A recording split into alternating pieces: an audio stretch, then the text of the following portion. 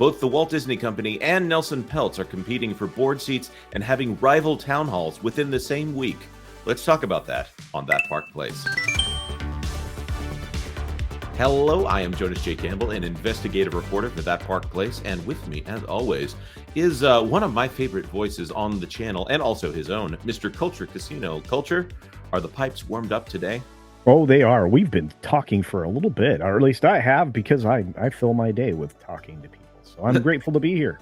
That's really true. That's true. And sometimes you got to take a break from all that talking to have a conversation.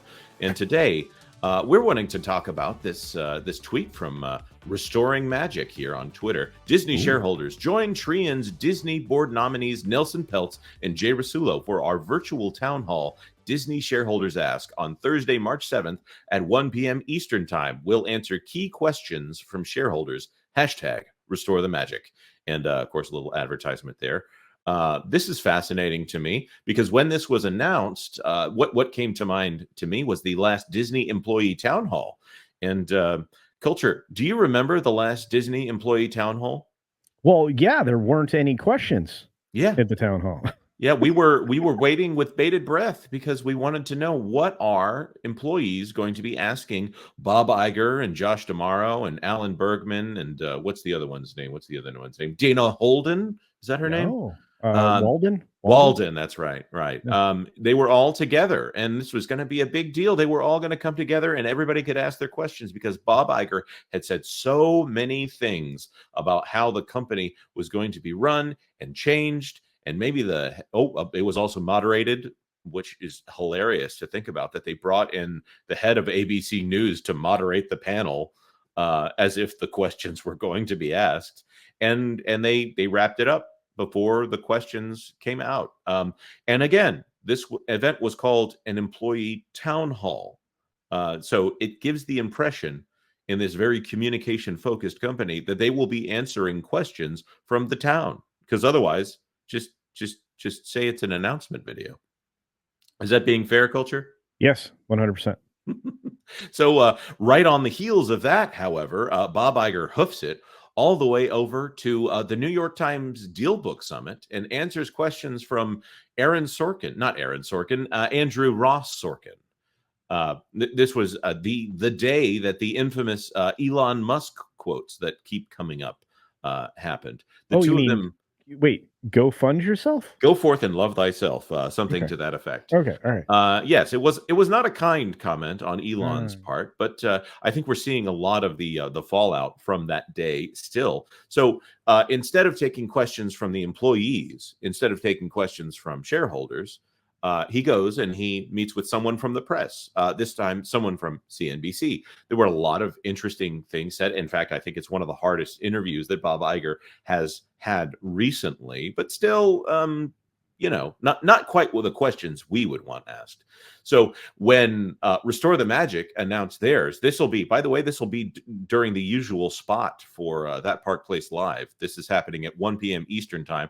That Park Place Live will be starting early that day at 11 a.m. Eastern Time. And so we'll be there, and then we will be redirecting to a larger panel over on the Valiant Renegade show, and he'll be going over this as well. So, but the thing that is interesting to me is that Disney did, in fact, respond to this, whether or not they referenced this moment. Did you know that they responded, Culture?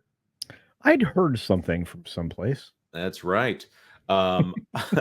Over here, the Walt Disney Company at the Morgan Stanley Technology, Media, and Telecom Conference. Bob Iger, Chief Executive Officer of the Walt Disney Company, will participate in a question and answer session at the Morgan Stanley Technology, Media, and Telecom Conference on Tuesday, March 5th. That is 2 days before, not full days before, because looks like it starts at 1:15 p.m.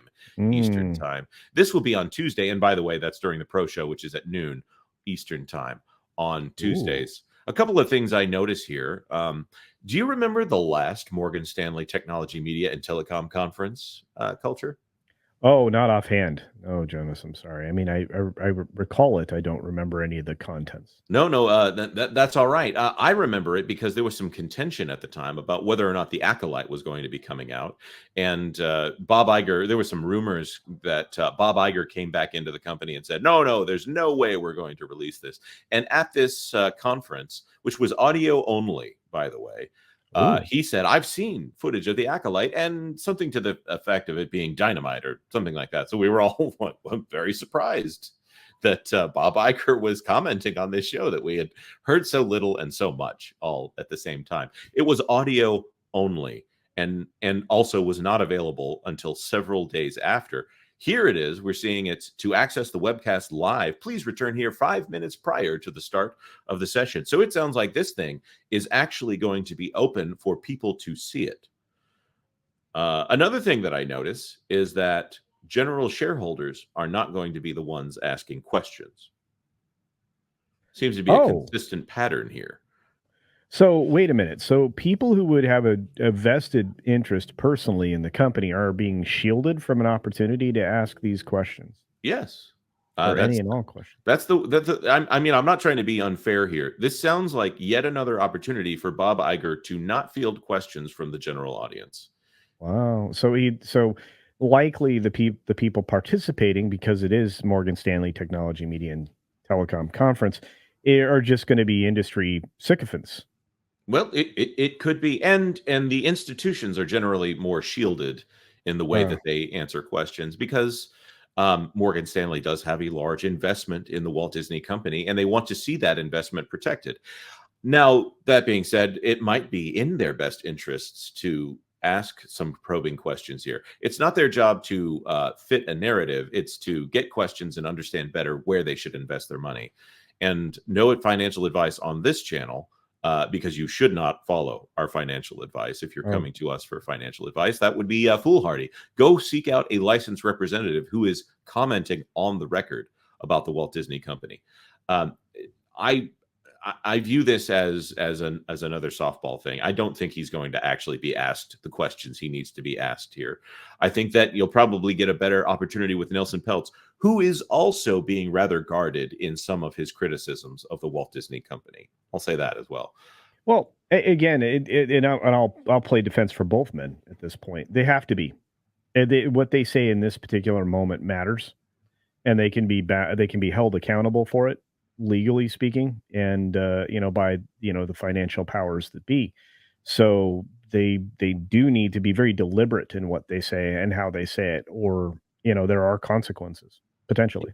Yeah, and as I just remind you all that we're having a full breadth of live streams going here over the next week. Valiant Renegade will be streaming at 6 p.m. Eastern time on Sunday. We will be having a live stream. We call them Extra Magic Hours, 10 p.m. on Monday. The Pro Show will be streaming Tuesday at 12 Eastern time, and we'll be covering the Morgan Stanley conference. And of course, that Park Place Live will be starting 11 a.m. Eastern time, and then leading into Valiant Renegade on Thursday. Which strangely means that, I'm sorry to interrupt you there, Jones, but strangely means that I'll be going an extra little bit early on that day to do my show that leads into that Park Place Live, that leads into. That's right, and most days at 11:45 Eastern time. You can hear Culture Casino going through all the business news of the day. He's got a great show called the 6 Minute Daily, which you need to be checking out. The thing that I want to focus on here is there are so many people that want to see Disney improve. And right now, Bob Iger is in a stage in his career where he has a board that is not giving him enough resistance. Michael Eisner had a similar situation at the end of his tenure where the principal of his son's school was a board member. Or I do believe maybe his architect was also a board member of the Walt Disney Company. There seems to be a large swath of people that will not push back on him. So I will say someone needs to be on that board to push back on Bob Iger. And right now, Nelson Peltz is holding his hand up as, hey, maybe I can be of some assistance here. And by the way, there is a large portion of the Trian fund management that has control of shares that are interested in the Walt Disney Company's future. And by the way, here's Jay Rasulo, the former CFO of the Walt Disney Company.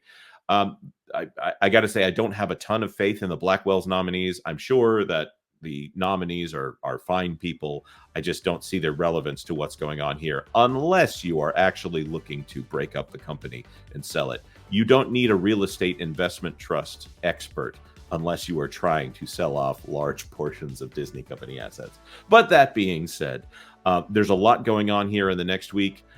Like this video if you like this video. Share it out if you know someone who is interested in either of these town halls.